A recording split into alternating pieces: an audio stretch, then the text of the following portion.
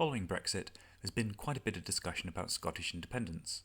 In the 2014 Scottish independence referendum, the results were 45% for independence, 55% to remain part of the UK. Ultimately, I think the question about independence is one for the Scottish people, and if they want independence, then all the best to them. Generally speaking, I like political devolution, as centralising power can lead to corruption, waste, and weaker political representation. Also, during the 2014 Scottish referendum campaign, there was a lot of fear-mongering about what would happen. Scotland was told it couldn't keep the pound, which is a ridiculous thing to say, as there'd be no way it could be taken away short of using military force. There are a number of countries that use the dollar that aren't America.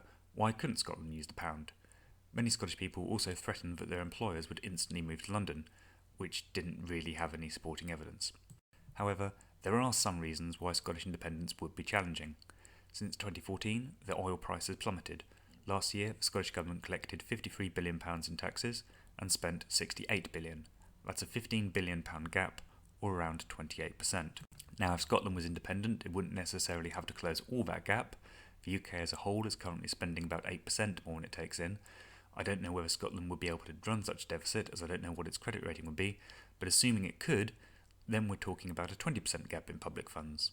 Perhaps the oil price would pick up a bit, but we are talking about a pretty chunky gap. I'm not saying this couldn't be closed through austerity measures. It is doable, but it would be painful. Also, since the 2014 referendum, more autonomy has been given to Scotland. Sure, it's still not a fully independent country, but there is now less on the table to gain from independence compared to 2014. The other thing that's happened since 2014 is that Scotland has seen 2 more years of the SNP. In the 2016 Scottish Parliament elections, the SNP lost 6 seats, perhaps suggesting that while a lot of Scottish people like independence, more are starting to wonder about the SNP. Stop and search levels are 4 times that of the rest of the UK, council tax has been increased, and education standards have fallen across the board.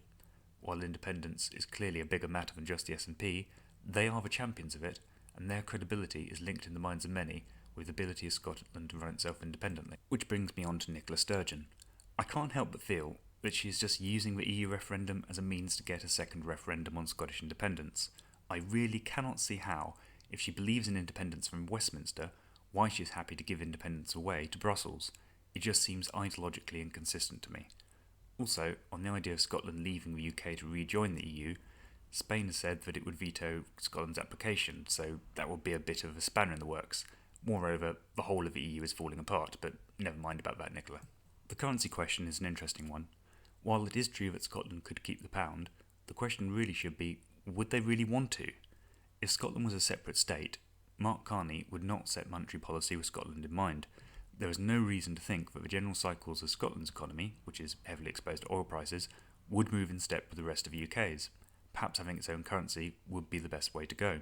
Anyway, all of these issues could potentially be worked through, but it would be a massive pain. It's clear the Sturgeon would be okay with that, but would the majority of Scots? Seeing as only 2 years ago, before the oil price fell and before more powers were devolved, most said no, I suspect not. But obviously, you can never really tell with referendums.